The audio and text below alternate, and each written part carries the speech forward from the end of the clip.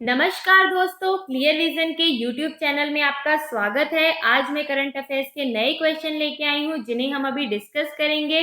पर उससे पहले दोस्तों, आप हमारे चैनल को लाइक और सब्सक्राइब जरूर कीजिए और नीचे दिए गए बेल आइकन को भी प्रेस कर दीजिए और इस वीडियो को ज्यादा से ज्यादा लोगों के साथ शेयर कीजिए। दोस्तों, मैंने कल के क्वेश्चन ऑफ द डे में आपसे पूछा था, आयुष कवच एप्लीकेशन किस राज्य सरकार द्वारा लॉन्च किया गया है जो लोगों को आयुर्वेद और योग के माध्यम से प्रतिरोध को मजबूत करने में मदद करेगा। तो इसका सही आंसर है दोस्तों ऑप्शन ए, उत्तर प्रदेश। उत्तर प्रदेश सरकार ने हाल ही में लोगों को जो है आयुर्वेदिक नुस्खों का उपयोग करने के लिए व योग के माध्यम से उनकी प्रतिरोधक क्षमता बढ़ाने के लिए जो है आयुष कवच एप्लीकेशन लॉन्च किया है।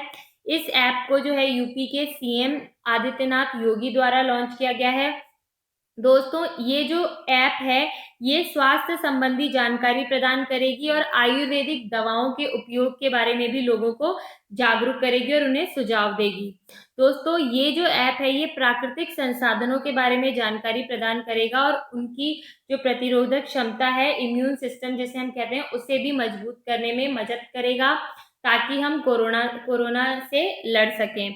जी हाँ दोस्तों, चलिए आज का क्वेश्चन ऑफ द डे है, हाल ही में किस राज्य में केमिकल गैस के रिसाव के कारण 8 लोगों की मौत हो गई और लगभग 5,000 से अधिक लोग जो है वो पीड़ित हो गए हैं। ऑप्शन है उत्तर प्रदेश, राजस्थान, महाराष्ट्र और आंध्र प्रदेश। इसके आंसर दोस्तों आपको कमेंट बॉक्स में देने हैं। ज्यादा से ज्यादा लोगों से रिक्वेस्ट है कि आप कमेंट बॉक्स में आंसर जरूर दें। चलिए दोस्तों, आज के क्वेश्चन स्टार्ट करते हैं। पहला क्वेश्चन है, बुद्ध पूर्णिमा को कब मनाया जाता है? तो इसका सही आंसर है ऑप्शन ए, वैशाख शुक्ल पक्ष में। जी हाँ दोस्तों, बुद्ध पूर्णिमा को जो है वैशाख माह के जो है पूर्णिमा, शुक्ल पूर्णिमा के दिन मनाया जाता है। ये दिन जो है दुनिया भर में बौद्ध धर्म मानने वाले लोगों के लिए सबसे पवित्र दिन माना जाता है। इस दिन दोस्तों भगवान बुद्ध का जन्म हुआ था। बता दूं, भगवान बुद्ध का जो जन्म है वो लुम्बिनी नामक जगह में हुआ था, जो अब जो है ये जगह नेपाल में है। दोस्तों, इसी दिन जो है भगवान बुद्ध को आत्मज्ञान की प्राप्ति हुई थी और इसी दिन इन्हें महानिर्वाण भी प्राप्त हुआ था। दोस्तों, गौतम बुद्ध जो हैं ये शाक्य वंश के राजा थे। सिद्धार्थ गौतम इनका नाम था, पर बाद में इन्होंने जो है सब कुछ त्याग के, अपना घर बार सब त्याग के एक पीपल के पेड़ के नीचे इन्होंने तपस्या की, जिसके चलते उन्हें आत्मज्ञान की प्राप्ति हुई। दोस्तों, बौद्ध धर्म जो है इसकी उत्पत्ति भारत से हुई है, फिर ये बाकी देशों में जैसे Tibet, Bhutan, Thailand, Myanmar, Vietnam, Sri Lanka आदि देशों में फैल गया था। दोस्तों, बौद्ध धर्म का जो ये दिवस है बुद्ध पूर्णिमा, ये 2000 से मनाया जा रहा है यूनाइटेड नेशन यानी कि संयुक्त राष्ट्र के द्वारा। दोस्तों, इसी पूर्णिमा के चलते जो है 2004 से अंतर्राष्ट्रीय वैशाख शिखर सम्मेलन का भी आयोजन किया जा रहा है, जो कि विभिन्न देशों में आयोजित होता है। जैसे कि ये वियतनाम में 2019 यानी 2019 में जो है ये वियतनाम में हुआ था। इससे पहले ये थाईलैंड, श्रीलंका में भी किया जा चुका है। 11 बार जो है ये थाईलैंड में हुआ है, 3 बार इसे वियतनाम में आयोजित किया गया है और 1 बार ये श्रीलंका में हुआ है। दोस्तों, बता दूं, बौद्ध धर्म जो है तिब्बत में इनके जो आध्यात्मिक नेता हैं उनको एक उपाधि दी जाती है जिसका नाम है दलाई लामा। जी हाँ दोस्तों, तो वर्तमान में जो दलाई लामा है उनका नाम है तेंजिन ग्यात्सो, जो है वो तिब्बती बौद्धों के दलाई लामा है। चलिए दोस्तों, नेक्स्ट क्वेश्चन देखते हैं। भारत सरकार के आयुष मंत्रालय द्वारा कोविड-19 से संबंधित प्रभावों के लिए कौन सा अध्ययन शुरू किया गया है? तो दोस्तों, इसका जो सही आंसर है वो है आपका ऑप्शन डी, उपरोक्त सभी। आयुष मंत्रालय ने हाल ही में कोविड-19 से संबंधित प्रभावों के लिए 3 अध्ययनों को जो है शुरू किया है, जिसमें शोध किया जा रहा है। ये जो शोध है ये कोविड-19 को रोकने में आयुष आधारित रोग निरोधी प्रभावों को अध्ययन करने में मदद मिलेगी। इसमें एक टास्क फोर्स तैयार की गई है जिसमें CSIR, आयुष मंत्रालय, सूचना विज्ञान एवं प्रौद्योगिकी मंत्रालय यानी कि साइंस एंड टेक्नोलॉजी का जो डिपार्टमेंट है, department of science and technology, वो और स्वास्थ्य व परिवार कल्याण मंत्रालय जो है वो इसके टास्क फोर्स में शामिल होंगे। दोस्तों, बता दूं, आयुर्वेदिक हस्तक्षेप जो है इस शोध में अश्वगंधा, जो कि एक प्राकृतिक जड़ी बूटी है, इसको जो है कोविड-19 के खिलाफ इसका अध्ययन किया जाएगा कि ये कोविड-19 के खिलाफ कितनी ज़्यादा उपयोगी है। और अश्वगंधा की जो तुलना है वो हाइड्रॉक्सी क्लोरोक्वीन जो कि एक दवा है, जो कि मलेरिया की दवा है, इससे भी इसकी तुलना की जाएगी कि उसके मुकाबले अश्वगंधा कितनी ज़्यादा उपयोगी है। दोस्तों, जनसंख्या आधारित अनुसंधान में जो है उच्च जोखिम वाले क्षेत्रों में लोगों की गुणवत्ता, जीवन गुणवत्ता जो है उनके सुधार में समाधान मिलेंगे। और दोस्तों, इसमें ये जो शोध है ये 4 शोध परिषदों के माध्यम से किया जाना है, जो आयुष मंत्रालय के तहत स्थापित किए जाएंगे। और जो संजीवनी एप्लीकेशन है दोस्तों, ये एप्लीकेशन लगभग 5 मिलियन लोगों का जो है डेटा तैयार करेगी। और ये डेटा जो है कोविड-19 के इलाज के रूप में आयुष का उपयोग करने में जो है लोगों की मदद करेगा। नेक्स्ट क्वेश्चन देखते हैं दोस्तों। हाल ही में इराक के नए प्रधानमंत्री के रूप में किसे चुना गया है? तो इसका सही आंसर है दोस्तों ऑप्शन बी, ये मुस्तफ़ा है। मुस्तफ़ा अल कदीमी जो हैं, इन्हें हाल ही में इराक का जो है नया प्रधानमंत्री यानी कि इराक के नए पीएम बने हैं ये। दोस्तों बता दूं, इनसे पहले अडेल अब्दुल मेहदी जो हैं, ये पीएम थे जिन्होंने नवंबर 2019 में इस्तीफा दे दिया गया था। उसके बाद अब इन्हें हाल ही में मुस्तफ़ा अल कदीमी को जो है प्रधानमंत्री बनाया गया है। दोस्तों बता दूं, बहरम सली जो हैं, ये इराक के राष्ट्रपति हैं जिनके द्वारा इन्हें नामित किया गया है। अल कदीमी जो है ये किसी भी राजनीतिक दल से संबंध नहीं रखते हैं, इन्हें राष्ट्रपति द्वारा नामित किया गया है। और बता दो दोस्तों, सद्दाम हुसैन जो हैं, ये इराक के पूर्व राष्ट्रपति थे और ये दुनिया के ऐसे पहले राष्ट्रपति हैं जिन्हें फांसी की सजा दी गई थी। दोस्तों, इराक का जो संविधान है वो 1925 में लागू किया गया था, जो 1958 तक चला। उसके बाद 1964, 1968, 1970 में जो है नए नए संविधानों को गोद लिया गया, पर फाइनली जो अब संविधान वहां पे चल रहा है वो 2005 में इराकी गवर्निंग काउंसिल के द्वारा गठित किया गया था। तो जो अब इराक में जो नया संविधान है उसके 2005 उसके तहत जो है मुस्तफ़ा अल कदीमी को प्रधानमंत्री के रूप में नियुक्त किया गया है। चलिए नेक्स्ट क्वेश्चन देखते हैं दोस्तों। भारत सरकार द्वारा दुनिया भर में फंसे भारतीयों को निकालने के लिए कौन सा मिशन शुरू किया गया है? तो इसका सही आंसर है option C, Vande Bharat mission. जी हाँ दोस्तों, भारत सरकार द्वारा वंदे भारत मिशन के तहत दुनिया भर में फंसे भारतीय लोगों को जो है भारत लाया जाएगा। लगभग 14,800 से भी अधिक जो भारतीय लोग हैं वो विदेशों में अभी फंसे हैं। ये जो मिशन है इसका उद्देश्य गैर अनुसूचित वाणिज्यिक उड़ानें यानी कि नॉन शेड्यूल कमर्शियल फ्लाइट के जरिए लोगों को भारत लाना है। गृह मंत्रालय द्वारा जारी मानक के प्रक्रिया के आधार पर जो है इन उड़ानों का संचालन किया जाएगा। और ये जो उड़ानें हैं ये प्रमुख शहर जैसे कि दिल्ली, मुंबई, अहमदाबाद, हैदराबाद, बेंगलोर आदि क्षेत्रों से जो है ये उड़ानें स्टार्ट की जाएंगी। और दोस्तों, इस मिशन के तहत निकाले गए जो लोग होंगे उन्हें अनिवार्य रूप से आरोग्य सेतु ऐप जो है वो उन्हें अनिवार्य रूप से डाउनलोड करनी होगी। और लौटने के बाद इन्हें 14 दिन के लिए जो है क्वारंटीन यानी कि आपको पता होगा आइसोलेशन में रखा जाएगा इन लोगों को। और निकासी के दौरान जो आपातकालीन चिकित्सा के जो लोग होंगे जैसे कि बच्चे, बुजुर्ग या फिर गर्भवती महिलाएं या फिर छात्र, इन्हें प्राथमिकता दी जाएगी।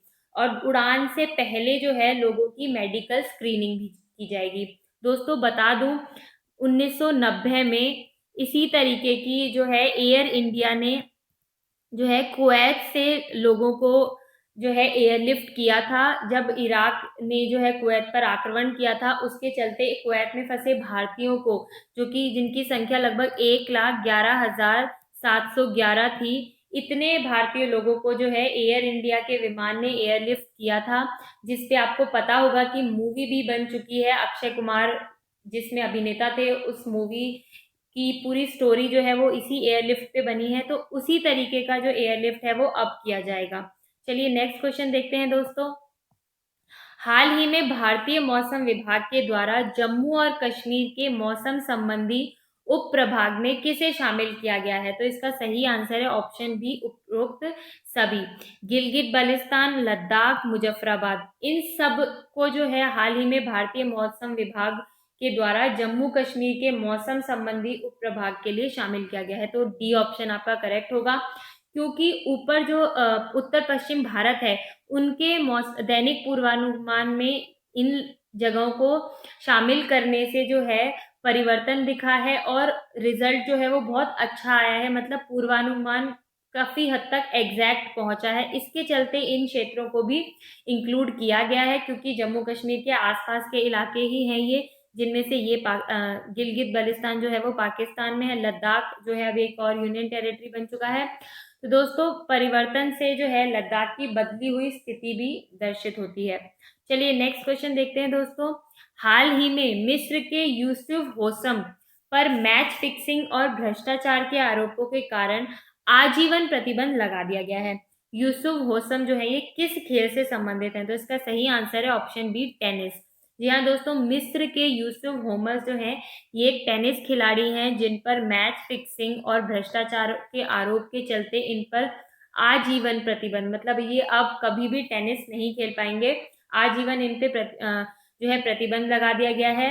ये टेनिस इंटीग्रिटी यूनिट जो है इन्होंने जांच के बाद जो है ये पाया कि इन्होंने 2015 से लेके 2019 के बीच में लगभग 21 बार जो है वो भ्रष्टाचार रोधी नियमों का उल्लंघन किया है दोस्तों। और बता दूं, इन्होंने 8 मैचों में जो है 8 मैचों में मैच फिक्सिंग और जुए से संबंधित मामलों में भी संलिप्त पाया गया था, जिसके चलते इन पर आजीवन प्रतिबंध लगा दिया गया है।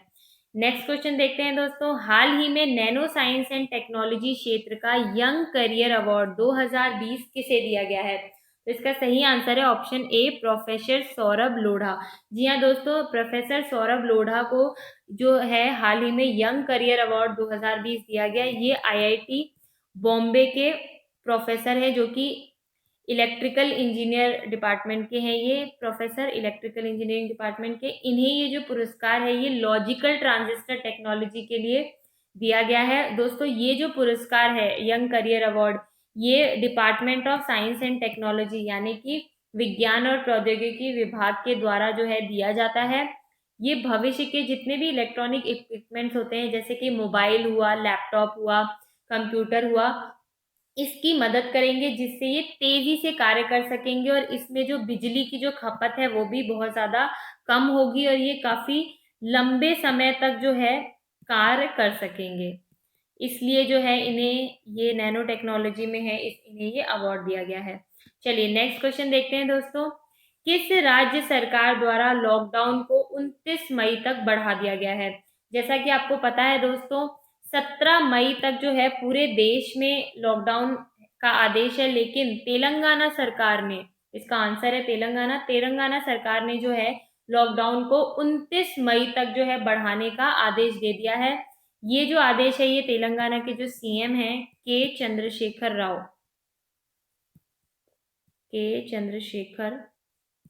राव, इनके द्वारा दिया गया है। और ऐसा करने वाला जो है दोस्तों तेलंगाना पहला राज्य बन गया है देश का, जिसने जो है फर्स्ट ऐसा स्टेट बन गया है दोस्तों, पहला राज्य बन गया है जिसने 29 मई तक जो है लॉकडाउन को बढ़ा दिया गया है।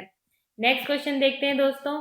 केंद्र सरकार ने पेट्रोल पर 10 रुपये और डीजल पर 13 रुपये एक्साइज ड्यूटी व रोड सेस को बढ़ाकर कुल कितना कर दिया गया है? तो इसका सही आंसर है ऑप्शन ए, पेट्रोल पर अब 32.98 व डीजल पर 31.83 रुपए का जो है टोटल, अब इतना सेस जो है वो गवर्नमेंट ने बढ़ा दिया है। दोस्तों बता दूं कि लोगों को पेट्रोल की कीमत में कोई भी बढ़ोतरी या फिर कोई भी चेंजेस नहीं मिलेंगे, क्योंकि पेट्रोल का जो बेस प्राइस है वो कम हुए हैं। कोरोना के कारण जो है सरकार की कमाई बहुत ज़्यादा घट गई है और अर्थव्यवस्था में भी काफ़ी गिरावट आई है, जिसके चलते जो है गवर्नमेंट ने ये टैक्स जो है बढ़ा दिए हैं। इससे सरकार को लगभग 1.6 लाख करोड़ का जो है फायदा होगा, इससे सरकार इतने रुपए कमाएगी। बता दूं दोस्तों, पेट्रोल की जो बेस प्राइस है, पेट्रोल की बेस प्राइस जो अब है वो है 17.96 रुपये, और डीजल की जो बेस प्राइस है वो है 18.49 रुपये। इसमें टैक्स जोड़ के टोटल बनता है 71.26, और ये बनता है 69.39। ये जो रुपए हैं, ये जो पेट्रोल की कीमत है ये रहेंगी, और इसमें जो टैक्स जोड़ा गया है वो टैक्स राज्य सरकार द्वारा जो टैक्स दिया जा रहा है वह एक्साइज ड्यूटी और रोड सेस को मिलाकर है। चलिए नेक्स्ट क्वेश्चन देखते हैं दोस्तों। निम्न में से किस राज्य में लोगों को मूल स्थान पर वापस लाने के लिए एग्जिट ऐप शुरू किया गया है? तो इसका सही आंसर है दोस्तों ऑप्शन डी, पश्चिम बंगाल। पश्चिम बंगाल सरकार ने जो है हाल ही में एग्जिट ऐप जो है उसको लॉन्च किया है, जिसके चलते जो है दूसरे राज्यों से रहने वाले जो लोग हैं, जो पश्चिम बंगाल में फंस गए हैं, बड़ी संख्या के लोग हैं, उन्हें ऑनलाइन जो है परमिशन दिलाने के लिए जो है ये ऐप का शुभारंभ किया गया है, इस ऐप को लॉन्च किया गया है। जो विभिन्न राज्यों के लोग हैं जो पश्चिम बंगाल में अब लॉकडाउन के चलते फंस गए हैं, वो इस ऐप का उपयोग करके ऑनलाइन परमिशन ले सकते हैं और अपने मूल देश या फिर मूल स्थान या मूल राज्य में वापस जा सकते हैं। दोस्तों बता दूं, पश्चिम बंगाल की जो सीएम है उनका नाम है ममता बनर्जी, और दोस्तों जो गवर्नर हैं पश्चिम बंगाल के उनका नाम है जगदीश धानकर। ये पश्चिम बंगाल के गवर्नर हैं। चलिए नेक्स्ट क्वेश्चन देखते हैं दोस्तों। हाल ही में आरबीएल बैंक के मुख्य जोखिम अधिकारी यानी कि चीफ रिस्क ऑफिसर के रूप में किसे नियुक्त किया गया है? तो इसका सही आंसर है ऑप्शन बी, दीपक कुमार। जी हाँ दोस्तों, आरबीएल है रत्नाकर बैंक लिमिटेड, जिसने हाल ही में दीपक कुमार को जो है अपना चीफ रिस्क ऑफिसर बनाया है। दोस्तों ये रामनाथ कृष्णन की जगह लेंगे। दीपक कुमार के पास 37 वर्षों का एक्सपीरियंस है, 37 वर्षों का अनुभव है इनके पास। दोस्तों इन्होंने पीएमसी क्राइसिस जो हुई थी, जो पीएमसी बैंक था जो घाटे में चला गया था, उसके लिए आरबीआई ने एक संकल्प समिति बनाई थी, उसका भी ये हिस्सा थे। और ये जो है ये एसबीआई के चीफ जनरल मैनेजर भी रह चुके हैं, तो ये काफी ज्यादा अनुभवी हैं। इसी के चलते जो है आरबीएल ने इन्हें अब अपना चीफ रिस्क ऑफिसर बनाया है। चलिए नेक्स्ट क्वेश्चन देखते हैं दोस्तों। भारत में सर्वाधिक इंटरनेट उपयोग करने वाला केंद्र शासित प्रदेश है? इसका सही आंसर है ऑप्शन ए, दिल्ली। जी हाँ दोस्तों, भारत में जो है अब सर्वाधिक इंटरनेट का उपयोग जो है वो दिल्ली में किया जा रहा है। दोस्तों बता दूं, internet and mobile association of India ने हाल ही में एक रिपोर्ट जारी की है, जिसके अनुसार जो है ग्रामीण भारत में इंटरनेट उपयोगकर्ताओं की जो है वृद्धि हुई है लगभग 10% की। और दोस्तों ये भारतीय इतिहास में पहली बार हुआ है जब जो है ग्रामीण यानी कि जो विलेज, जो शहरी रूरल एरियाज जो हैं वहाँ पे जो है इंटरनेट का यूजेज ज़्यादा है, जबकि अर्बन यानी कि शहरी एरियाज में इंटरनेट का यूज़ कम हो गया है। क्योंकि दोस्तों आपको पता है कि लॉकडाउन है, कोरोना के चलते लोग अपने अपने गाँवों में, अपने अपने क्षेत्रों में, शहरों में पहुंच चुके हैं, जिसके चलते जो है ग्रामीण क्षेत्रों में जो है इंटरनेट का यूजेज अधिक हो गया है, क्योंकि लोग जो है शहरों से गांव की ओर पलायन कर चुके हैं। दोस्तों बता दूं, ग्रामीण क्षेत्र यानी कि रूरल क्षेत्र में लगभग 227 मिलियन जो है वो इंटरनेट यूजर हैं, और अर्बन में अब 205 मिलियन इंटरनेट यूजर हैं। दोस्तों इससे पहले जो है केरल में सबसे ज़्यादा इंटरनेट यूजेज होता था, सबसे ज़्यादा जो यूज़र थे इंटरनेट के वो केरल में थे, भारत में सबसे ज़्यादा। पर अब सबसे ज़्यादा जो यूज़र हैं वो दिल्ली में हो गए हैं। नेक्स्ट क्वेश्चन देखते हैं दोस्तों। भारतीय सेना द्वारा आतंकी मास्टर रियाज नायक को मारा गया है। रियाज नायक जो हैं ये किस आतंकी संगठन के कमांडर थे? तो दोस्तों इसका सही आंसर है हिजबुल मुजाहिदीन। जी हाँ दोस्तों, ये जो हैं इनका नायकू जो है, ये नायकू है, यहाँ पे रियाज नायकू को मारा है। ये हिजबुल मुजाहिदीन का जो है कमांडर था और सबसे बड़ा कमांडर था। दोस्तों इसके सर पे लगभग जो है 12 लाख का इनाम था। मतलब ये जो मोस्ट वांटेड आतंकियों की सूची थी ये उनमें शामिल था। 2016 में बुरहान वानी के बाद जो है आतंकियों की, मोस्ट वांटेड आतंकियों की एक सूची जारी की गई थी, जिसमें इसका नाम सबसे लास्ट में था, जिसके चलते अब वो लिस्ट जो है वो पूरी तरीके से खत्म हो गई है। दोस्तों, इसका जो असली नाम था वो था मोहम्मद बिन कासिम। जी हाँ दोस्तों, और उसने जो है हाल ही में जम्मू कश्मीर में लगातार 3 दिनों तक जो है हमारी सेना ने आतंकी हमले का सामना किया है, और उस आतंकी हमले के बाद जो है बुधवार को जो है हमारी सेना ने नाइकू को मार गिराया है। चलिए नेक्स्ट क्वेश्चन देखते हैं दोस्तों। आरोग्य सेतु ऐप को हैकिंग की चेतावनी देने वाले एथिकल हैकर का क्या नाम है? तो इसका सही आंसर है एलियट एंडरसन। ये एलियट एंडरसन जो है, ये फ्रांस का एक एथिकल हैकर है, जिसने हाल ही में आरोग्य सेतु ऐप को ही जो है हैक कर लिया। व इसने ट्विटर पे भारत सरकार को टैग करके, आरोग्य सेतु ऐप को टैग करके बताया है कि इस ऐप में जो है बहुत ज़्यादा सिक्योरिटी इशू है। मतलब इसमें जो है लोगों की प्राइवेसी, यानी कि लोगों की जो है निजता को खतरा है। इसने बताया कि लगभग 9 करोड़ लोगों को जो है इस ऐप से जो है खतरा है। हालांकि सरकार ने कहा है इस ऐप से किसी भी यूजर की निजी जानकारियों को कोई खतरा नहीं है। दोस्तों, इस हैकर ने जो है सरकार से भी बात की है। इसने ये भी बताया है कि क्योंकि इस ऐप में जो है करंट लोकेशन जो है वो लोगों की आ जाती है, जिसके चलते जो है लोगों की एग्जैक्ट लोकेशन को भी जो है हैक किया जा सकता है। नेक्स्ट क्वेश्चन देखते हैं दोस्तों।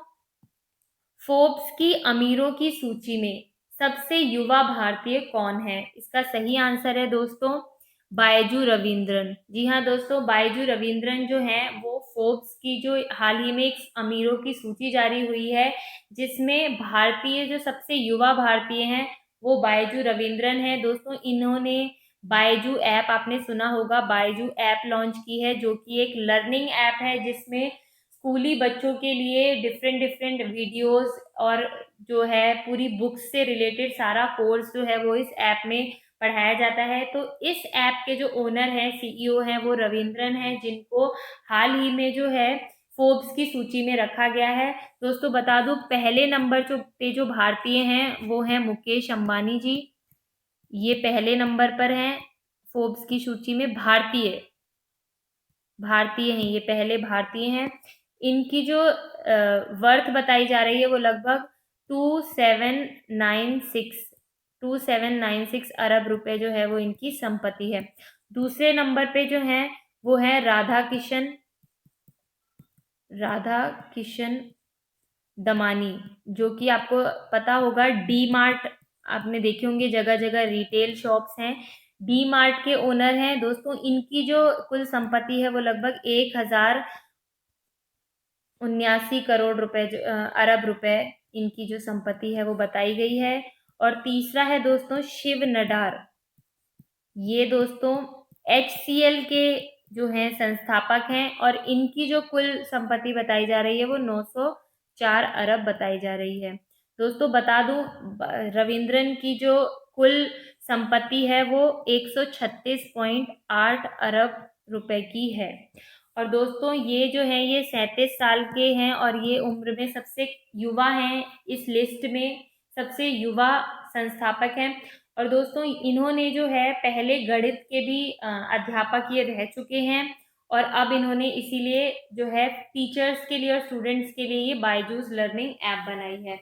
तो दोस्तों आज के क्वेश्चंस यहीं खत्म होते हैं। कल आपसे फिर मुलाकात होगी नए क्वेश्चंस के साथ। तब तक आप हमारे वीडियो को ज़्यादा से ज़्यादा शेयर कीजिए और घर बैठे पढ़ाई करते रहिए। धन्यवाद।